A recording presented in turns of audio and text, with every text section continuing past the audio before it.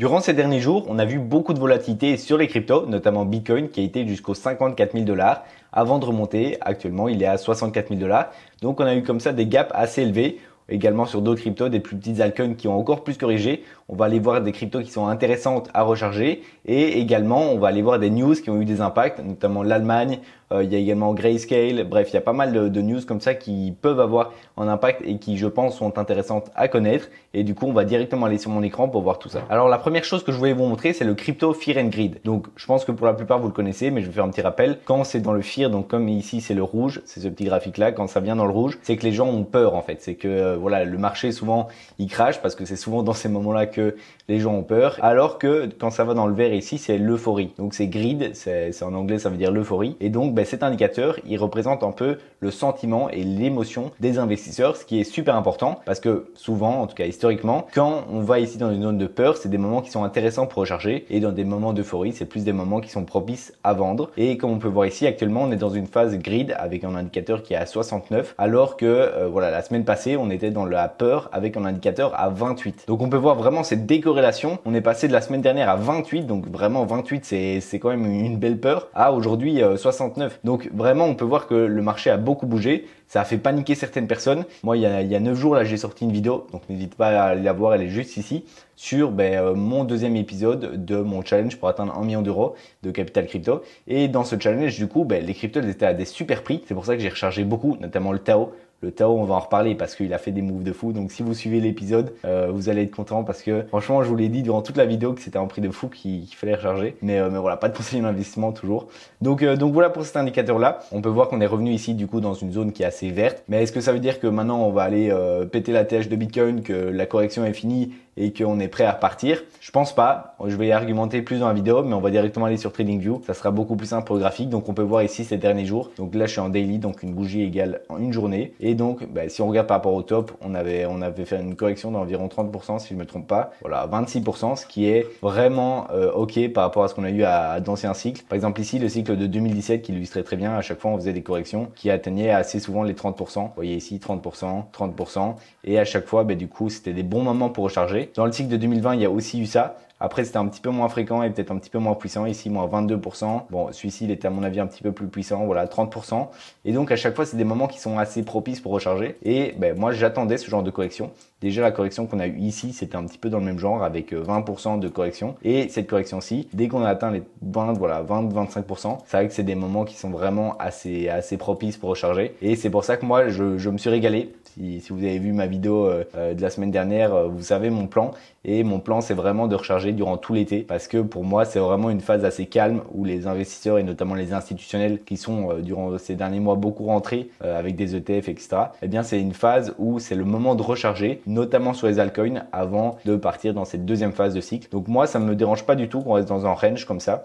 Pour l'instant, on est dans un range comme ceci. Ça me dérangerait pas du tout de rester jusqu'à début septembre. Donc on pourrait revenir ici en haut, ou revenir un peu en bas et puis repartir. Et moi, je vois vraiment la fin de l'année et surtout le début de l'année 2025 comme une phase beaucoup plus propice pour aller chercher. Maintenant, je pense que la question qui revient souvent, c'est est-ce que c'est trop tard pour recharger? J'ai loupé, moi j'ai pas loupé, mais beaucoup, je pense, ont loupé cette zone ici qui était vraiment super importante pour recharger. Et c'est pour ça que je vous ai montré le crypto Fear and Greed. On était à 28, quand c'est des zones comme ça, vraiment, c'est cadeau quoi. Il faut recharger. Et du coup, je pense qu'il y en a beaucoup qui l'ont loupé et qui se disent maintenant, est-ce que c'est trop tard ou pas? On a déjà quand même pas mal pump. On a fait quand même en 17% sur Bitcoin, ce qui est vraiment très très bien. Est-ce que c'est trop tard ou pas? Moi, personnellement, dans ce genre de phase de hausse, je recommande pas du tout de racheter parce que voilà, on est que sur des bougies qui pump. Attendre peut-être une petite correction. On peut mettre en retracement de Fibonacci comme ceci. Peut-être attendre ici les 0.618 vers les 58 000 $. Mettre quelques ordres. Mais je vous avoue que moi, la stratégie que j'opte et que je pense est le plus important, surtout si tu es débutant, c'est de faire un DCA. Donc de lisser ton prix et d'acheter chaque jour un petit peu de crypto. Donc tu fais une liste soit du Bitcoin, soit plusieurs cryptos, différentes cryptos. Et chaque jour, tu vas recharger un petit peu sur toutes ces cryptos-là. Moi, c'est ce que je fais jusqu'à la fin de l'été. Donc il reste encore 1 mois et demi où je vais recharger. Donc je me soucie pas du tout du prix et ça m'enlève ce facteur-là, sachant qu'on reste dans des zones très intéressantes. Que ce soit ici à 56 000 ou à 70 000, ça reste des zones qui sont très très bien. En tout cas, ça reste des zones intéressantes si tu crois que les cryptos vont faire de nouveaux ATH.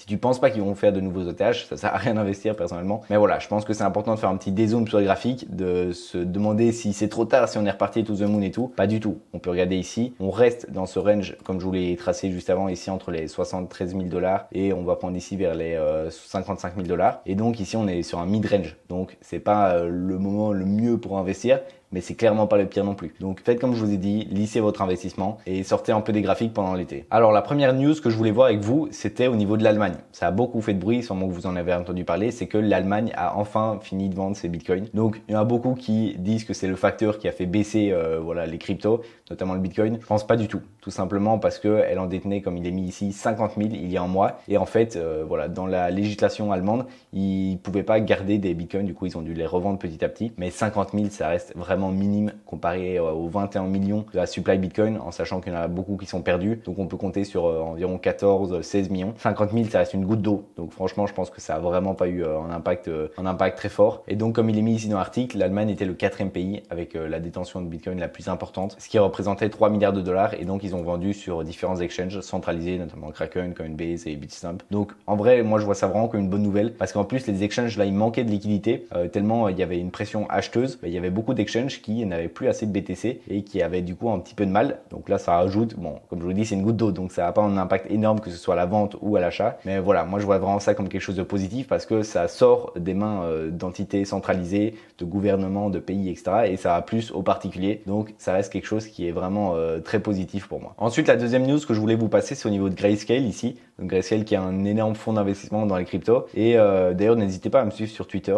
Je reposte pas mal de trucs. J'essaie aussi de faire des posts de temps en temps. Donc c'est la Forge Crypto, n'hésitez vraiment pas. Et qu'est-ce qu'ils nous disent ici? C'est qu'ils ont lancé un nouveau voilà, produit d'investissement, le Grayscale Decentralized AI Funds, donc un fonds d'investissement IA. Et donc ça c'est trop cool parce que ben voilà, moi je suis assez exposé aux crypto IA et je pense que c'est un narratif qui a beaucoup de potentiel durant ce bull run. Et donc dans ce produit d'investissement, on retrouve le NIR, le RNDR, le FIL, le LPT et le TAO. Le TAO, on le retrouve encore ici. Et donc c'est une très bonne nouvelle parce que ben, déjà le narratif IA, j'ai ici les données, c'est voilà 12,52 billions de market cap. Donc ça reste pas énorme, c'est quand même déjà bien, on commence à arriver sur des chiffres qui sont assez élevés, mais je pense qu'on peut vraiment aller chercher encore plus haut, sachant que ben voilà, la plupart sont dans les plus grosses cryptos, notamment le FET qui a fait le regroupement avec Océan et Agix, et du coup maintenant ben voilà, il a un assez gros market cap. Il y a aussi Render que je trouve très intéressant, le Tao que je trouve encore plus intéressant, puis il y a certaines cryptos aussi, Singularity qui sont pas mal, il y a Ionet ici, bref, il y a certaines cryptos qui sont bien aussi, mais personnellement si je regarde les meilleurs cryptos IA, pour moi c'est Render et Tao. Après on peut aller dans les plus petits market cap, ce qui fait qu'on a plus de multiples potentiels. Mais voilà, le Tao, moi j'en parle depuis très longtemps. Il a vraiment bien augmenté. Comme on peut voir ici, il est à 311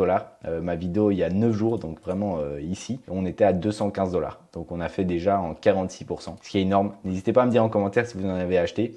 Comme ça, je peux savoir un petit peu et si vous avez regardé ma vidéo ou quoi. Comme ça, je sais un peu l'impact que ça a eu. Mais c'est vrai que moi, j'ai beaucoup rechargé. J'ai vendu une partie de mes ETH pour du Tao ici vers les 320 $ parce que 220 $, pardon, parce que je trouvais ça trop intéressant. Surtout que là, le graphique, en fait, il est pas beau parce que il n'y a pas l'historique. Mais ici, vous pouvez prendre voilà, le graphique de MEX et voilà, l'historique, il est bien plus beau. Et moi, je me disais que tant qu'on tenait le support ici des 200 $, eh bien, c'était parfait. Le price action était vraiment nickel. Et donc on l'a tenu, on a rebondi et donc c'est un facteur qui est encore mieux. Ça me donne encore plus envie d'investir, mais comme je l'ai dit, j'investis chaque jour de manière régulière pour lisser le prix jusqu'à la fin de l'été. Ensuite ici une news qui nous dit que des fermes aux Pays-Bas utilisent des machines de minage pour garder une température stable pour de l'agriculture, je suppose. Enfin bref, pour un endroit qui a besoin d'une certaine température. Et ça, je trouve que c'est vraiment trop cool parce que pour moi, c'est vraiment le futur du minage, c'est vers quoi on va. C'est pas simplement d'utiliser de l'énergie pour rien. On peut clairement avoir des solutions qui utilisent de l'énergie, soit pour nous chauffer, soit d'énergie en surplus, par exemple dans des barrages hydrauliques ou voilà quand il y a trop d'électricité avec des panneaux solaires aux heures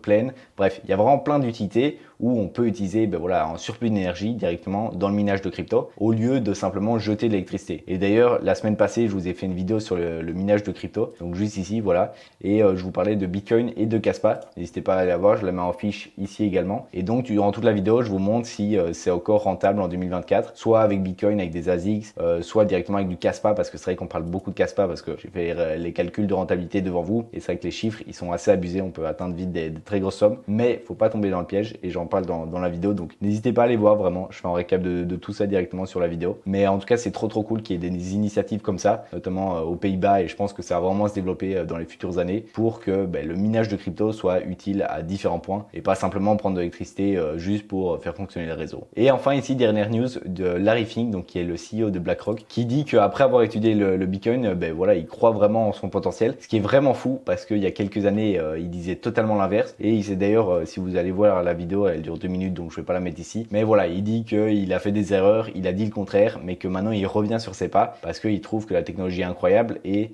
c'est quelque chose de positif pour nous, même si on pourrait le voir en mode ouais il change d'avis juste pour son profit parce que maintenant que ça devient intéressant pour lui d'en parler, il en parle. C'est vrai, mais c'est comme ça, pour nous ça nous apporte aussi du positif. Le fait qu'il en parle, ça va démocratiser, ça va faire que certaines personnes qui étaient assez sceptiques vont peut-être changer d'avis également.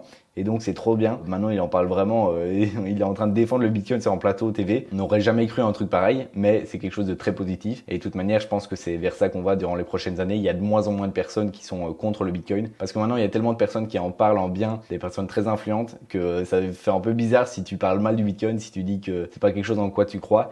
Même Donald Trump qu'on a vu ces derniers jours, eh bien lui il soutient les cryptos. Et c'est vrai qu'avoir un avis sur les cryptos, c'est assez polarisant et ça permet vraiment d'avoir une certaine communauté qui est voilà, engagé avec ton avis quoi. Et pour terminer, j'aimerais faire un petit récap sur 3 cryptos que j'achète et que je suis beaucoup actuellement. Je vous en parle dans différentes vidéos, donc si vous suivez un petit peu la chaîne, vous savez que c'est des cryptos que je trouve intéressantes en tout cas. Déjà, il y a le Tao. Bon, on en a déjà beaucoup parlé, mais franchement, c'est des niveaux qui restent encore très intéressants. Ici, on était vers les 200 $. Je pense que ça peut être intéressant de mettre des zones d'achat parce qu'il peut encore bien sûr corriger, mais ça reste des niveaux très intéressants. Ensuite, deuxième projet que je suis beaucoup, c'est le BGB. Le BGB qui vraiment, il est en graphique qui est super solide. Les corrections, elles sont minimes. Vous voyez ici par rapport au top, on a fait voilà en moins 30, moins 35%, ce qui est vraiment rien par rapport à la plupart des altcoins. Surtout qu'il n'est pas super fort capitalisé, ce qui fait que normalement ce genre d'altcoin, ils prennent des corrections beaucoup plus sévères, donc son prix il tient vraiment bien. Surtout si on dézone, par exemple si on a un weekly, voilà, on peut voir que le prix il est vraiment super beau. Et je pense que vraiment c'est le genre de token comme le BNB,